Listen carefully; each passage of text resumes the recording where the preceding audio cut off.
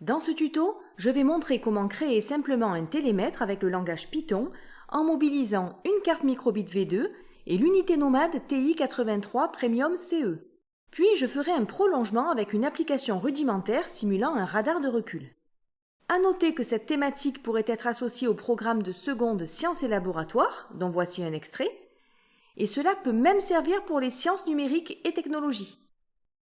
Avant de commencer, et si ce n'est pas déjà fait, il faut préciser qu'une phase de préparation est nécessaire pour permettre le bon fonctionnement de la carte avec la machine, et je détaille d'ailleurs tout ça sur ma vidéo « Produire un signal sonore avec le langage Python à l'aide de la carte microbit et de la TI-83 Premium CE ». Le matériel étant donc paramétré, je vais démarrer ce tuto, et pour ça, j'ai besoin d'une carte microbit V2, de son shield pour pouvoir brancher des capteurs Grove, d'un capteur Grove à ultrasons avec éventuellement un support pour son maintien, d'un câble connectique Grove et de l'unité nomade TI-83 Premium CE. Pour l'écriture du script, je vais mobiliser l'interface hybride en ligne du site de VitaScience pour travailler le passage de la programmation par bloc, rencontrée au collège, à celle utilisant le langage Python, utile en physique-chimie au lycée. Alors, sur le site de VitaScience, je vais dans le menu « Programmer », je choisis bien entendu Texas Instruments. On arrive sur l'interface de programmation, justement en mode hybride, où l'on distingue deux fenêtres. Une à gauche contenant la programmation par bloc, et une à droite où le code en langage Python apparaîtra. Pour ce qui est du script, on cherche à afficher continuellement les valeurs relevées par le capteur à ultrasons. Donc je vais d'abord placer une boucle infinie en allant dans le menu microbit et en choisissant le bloc répéter tant que. Ensuite, je veux afficher ces valeurs dans la console Python. Donc dans le menu entrée-sortie, je sélectionne écrire dans la console que je place dans la boucle infinie. Autour des valeurs envoyées par le capteur, donc module microbit, puis je vais descendre jusqu'au sous-menu nommé Grove Entrée pour choisir capteur à ultrasons, que je place forcément dans le bloc pour l'affichage. On a le choix de modifier les paramètres. Je souhaite mesurer une distance et je choisis le numéro de la broche, ici, pourquoi pas 1. Toujours dans le module microbit, je sélectionne effacer le texte, histoire de rafraîchir l'écran à chaque prise de mesure, que je place dans le bloc de la boucle while. Puis encore le module microbit pour chercher attendre 1000 millisecondes afin de donner un peu de latence à l'affichage des valeurs. Bien entendu, toujours à mettre dans la boucle while. Et enfin, dans entrée-sortie, on va rajouter écrire dans la console pour donner une petite indication sur ce que l'on relève, en l'occurrence distance en centimètres. Sur le côté droit, on observe le code Python correspondant et on constate d'ailleurs que les instructions liées à l'importation des modules utiles ont été directement générées, ce qui est très pratique.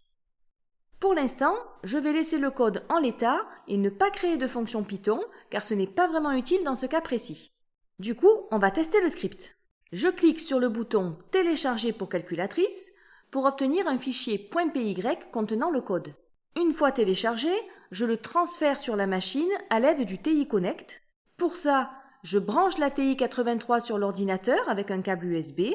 Je fais un glisser-déposer du fichier que je viens de télécharger sur la calculatrice connectée présente dans l'interface du TI Connect. Pour une meilleure lisibilité, à l'aide du menu contextuel, je vais changer son nom et l'appeler Radar, puis Terminer et Envoyer. Je peux alors débrancher la TI-83 de l'ordinateur et effectuer le montage dont voici le schéma de principe.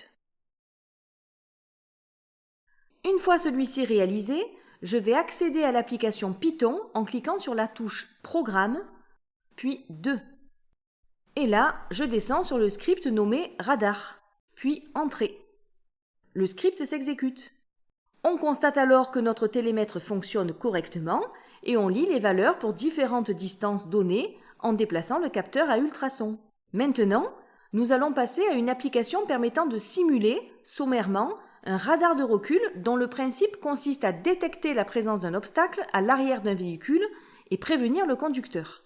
Je reviens sur l'interface du site de VitaScience et voici une nouvelle proposition déjà écrite à partir du script précédent.